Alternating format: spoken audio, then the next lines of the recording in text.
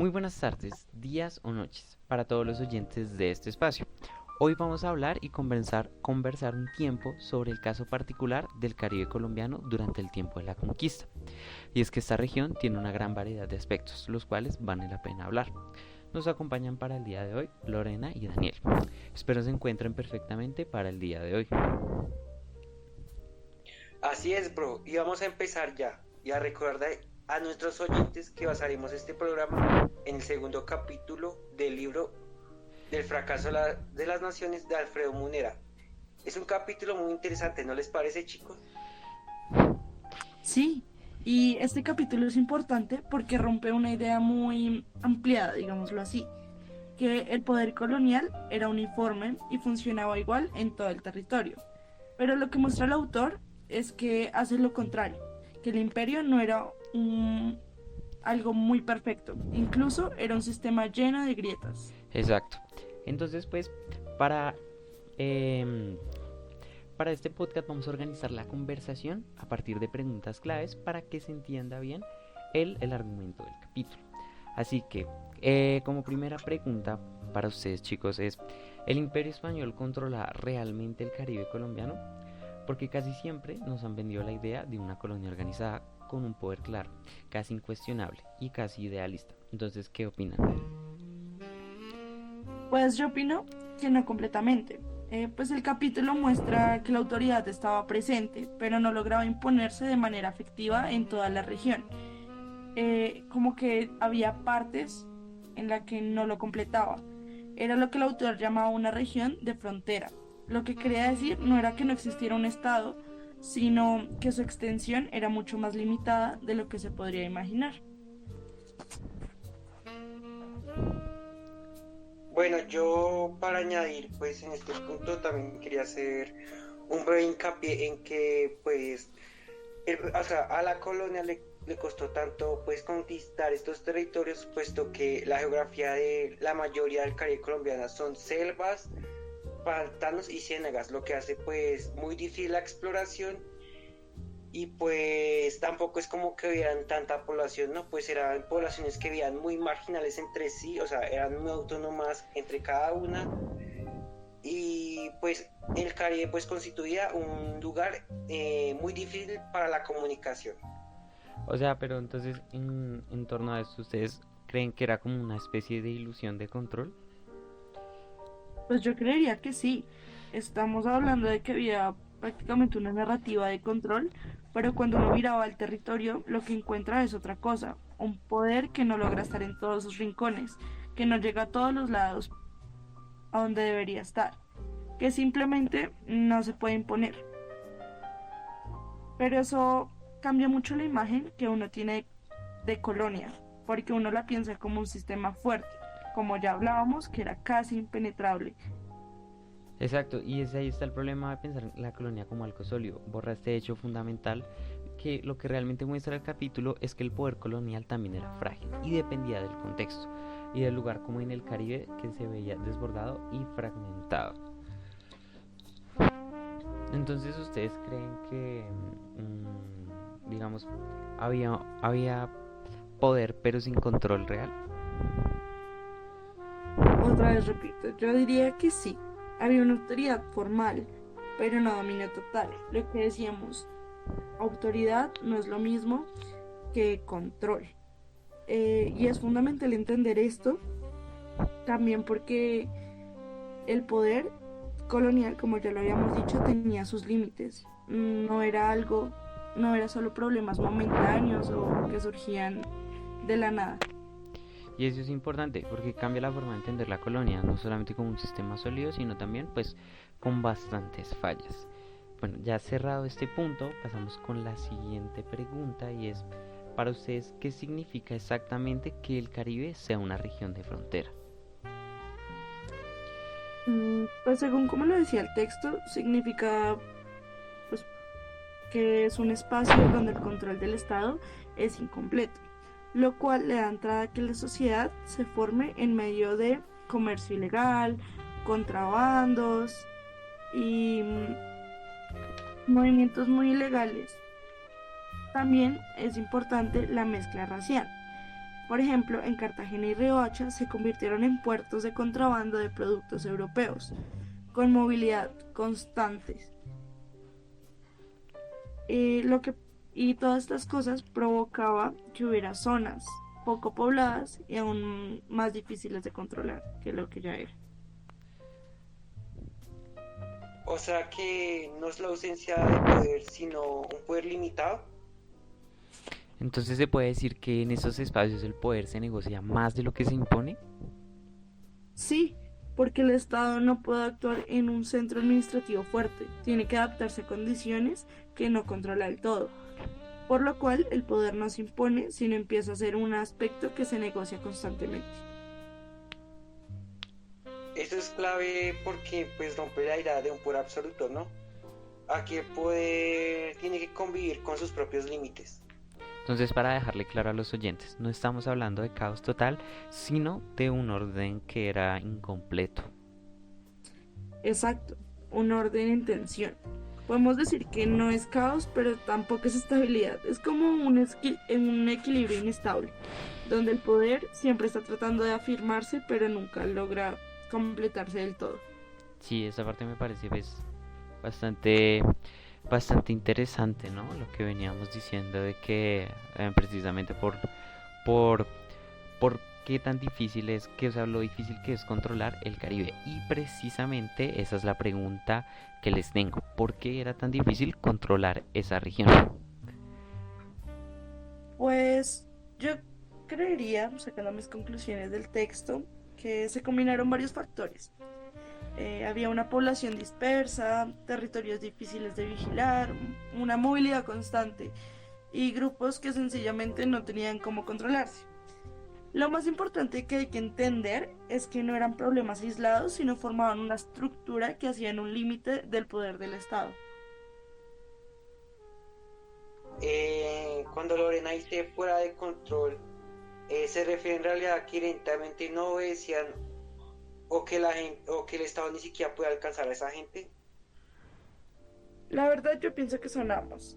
O sea, por ejemplo, había esclavos fugitivos o comunidades alejadas que no estaban bajo vigilancia constante. Y es que a veces, no sé, como que tenemos esa noción de que la colonia fue implacable y llegó a cada espacio, lo cual, pues, como lo habíamos mencionado, no es cierto. Ni siquiera da la posibilidad de llegar a todos los rincones del territorio. Sí, entonces realmente no estamos hablando de un problema solamente de autoridad, sino también de capacidad.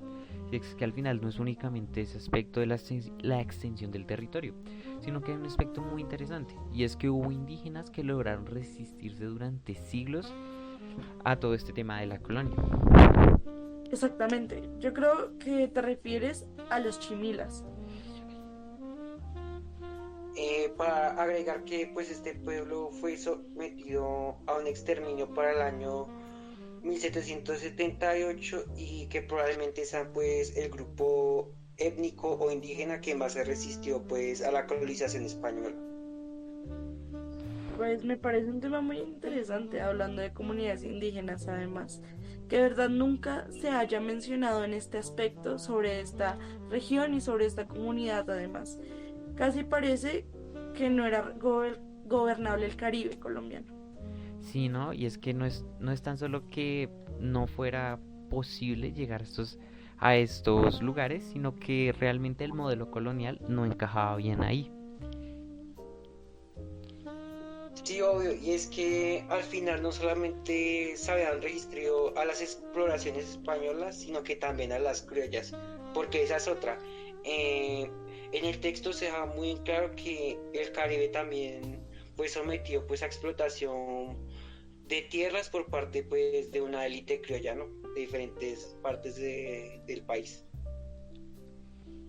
Claro, y pues digamos que con esto que mencionas, me parece importante poderle aclarar a la audiencia que digamos que ya en este punto, después de realizarse 4 expediciones en la que lograron como arrastrar a la gente, digamos se pudo agrupar estas comunidades y se realizaron conteos en los que se determinó como la etnia o la raza, entre comillas, de estas personas.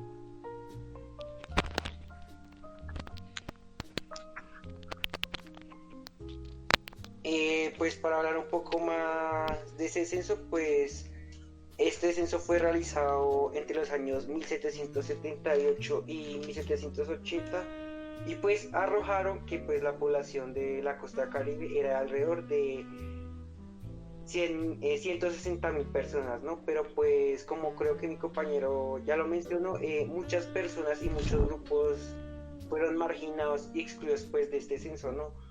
Eh, y pues en el texto se dice que la población de la costa en realidad era de alrededor de 200.000 personas, que pues incluía grupos de mulatos y palenqueros, criollos y blancos. Sí, es que desde aquí estamos viendo como la manipulación que se podía tener acerca de la información y cómo ocultaban datos importantes como para quitarle como esa importancia que tenía la población indígena. Y precisamente por este lado quería preguntarles por este tema de cómo influye la composición social del Caribe en este problema, ya que no solamente digamos era un tema de territorio y era un tema de quienes vivían ahí. Eh, Influye mucho. Hay una fuerte presencia de población negra, mulata y esclava, como lo decía mi compañero, pero también libre. No hay nadie que estuviera en una posición específica, pues era todo lo contrario.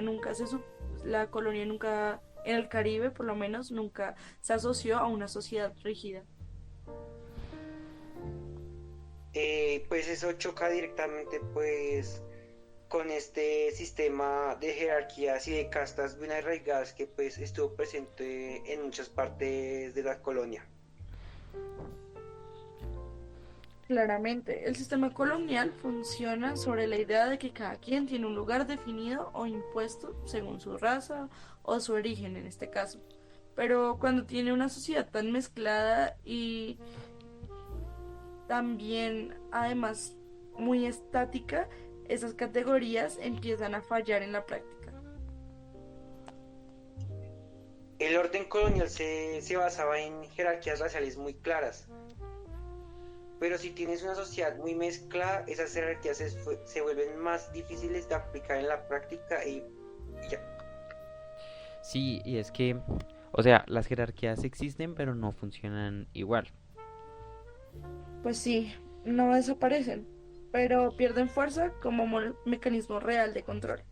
Porque no es lo mismo imponer una jerarquía en una sociedad cerrada que en una donde la gente se mueve, se mezcla y no encaja fácilmente en estas categorías al final de cuentas.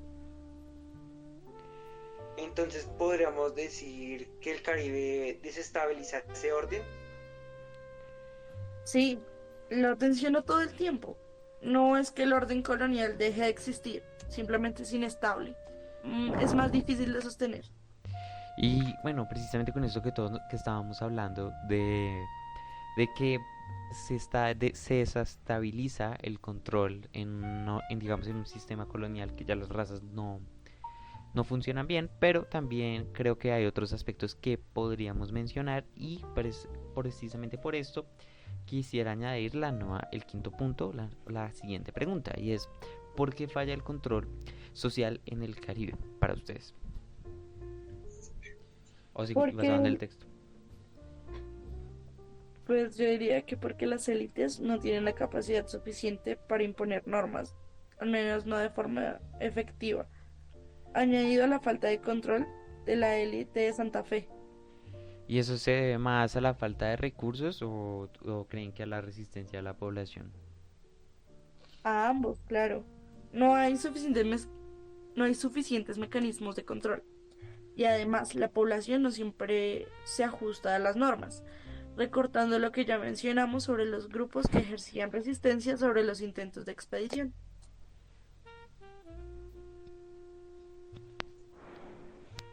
Entonces, aquí algo interesante. ¿La población está resistiendo activamente o simplemente viviendo fuera del alcance pues, de ese estado y esa imposición que se quiere poner? Pues yo diría que depende del caso, pero el resultado es el mismo. El control siempre es incompleto. O sea que el Estado no logra organizar completamente la vida social. Y esto pues suma a un punto que donde las personas del centro del país nunca pudieron organizar.